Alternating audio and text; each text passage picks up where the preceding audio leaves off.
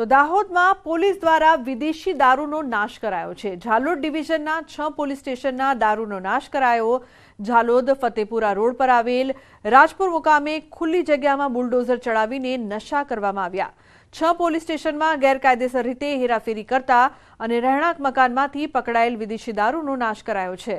તો ઝાલોદ ડીવાયએસપી પ્રાંત અધિકારી અને મામલતદારની હાજરીમાં દારૂનો નાશ કરવામાં આવ્યો છે। મહત્વનું છે કે ખુલ્લી જગ્યામાં દારૂ બુલડોઝર પર ફર્યા, જે બાદ નાશ કરવામાં આવ્યો છે। વિદેશી દારૂ મળી આવ્યું હતું, જેનો નાશ કરવામાં આવ્યો છે। તો દાહોદના દ્રશ્યો અત્યારે આપ જોઈ રહ્યા છો, ખુલ્લી જગ્યામાં દારૂ પર બુલડોઝર। સૌરભ જોડાયા છે વધુ માહિતી આપવા માટે। સૌરભ, શું અપડેટ? કહી શકાય કે દાહોદ જિલ્લા પોલીસ જે દારૂબંધીને કડકથી અમલવારી કરી રહી છે, ત્યારે ઝાલોદ ડિવિઝનના 6 પોલીસ સ્ટેશન વિસ્તારમાં પકડાયેલા આજે દારૂનો નાશ કરવામાં આવ્યો હતો। 1,47,00,000થી વધુનો દારૂ જે છે નાશ કરવામાં આવ્યો હતો। Limbdi police, Sakaliya police, Jhalod police, Fatepura, Sukhsar police સહિત જે 6 પોલીસ સ્ટેશન છે તે 6 પોલીસ સ્ટેશનનો દારૂ એક જગ્યા પર એકત્રિત કરવામાં આવ્યો હતો અને ત્યારબાદ પ્રાંત અધિકારી AK Bhatia, DYSP DR Patel અને મામલતદાર SM પરમારની અધ્યક્ષતામાં જે આ તમામ જે દારૂ પર બુલડોઝર ફેરવીને નાશ કરી દેવામાં આવ્યો છે। બિલકુલ સૌરભ, આભાર આ સમગ્ર માહિતી બદલ। ડોક્ટર ઝડપાવવા મામલે કાર્યવાહી કરવામાં આવી રહી છે। આરોપીઓએ લોકો પાસેથી પૈસા લઈને ડોક્ટરની અનેક બોગસ ડિગ્રી બનાવી આપી હતી। પોલીસે આરોપીઓને ઝડપીને બોગસ ડિગ્રી કબજે કરીને કાર્યવાહી કરી છે।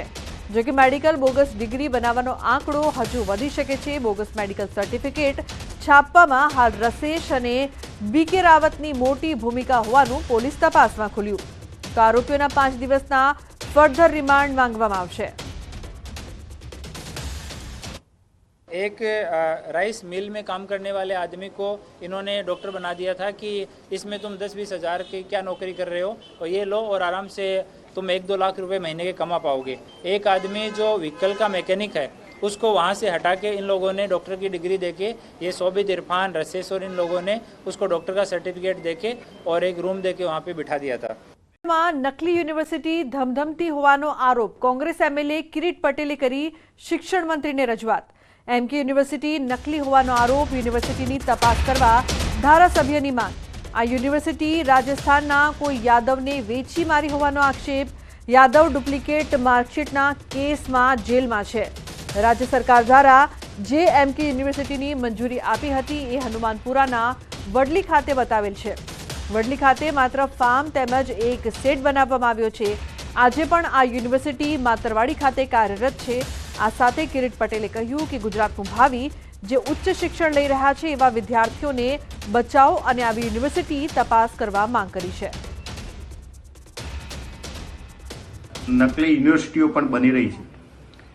अगाऊ पाटण खाते MK यूनिवर्सिटीने मंजूरी आपवामां आवी हती।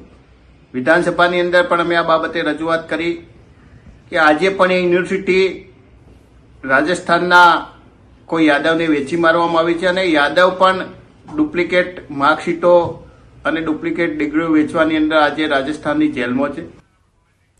તો નકલી અધિકારી બાદ હવે યુનિવર્સિટી પણ નકલી જોવા મળી રહી છે। MK યુનિવર્સિટી નકલી હોવાનો આરોપ લાગ્યો છે। યુનિવર્સિટીની તપાસ કરવા માટે ધારાસભ્ય દ્વારા માંગ MLA કિરીટ પટેલે કરી છે।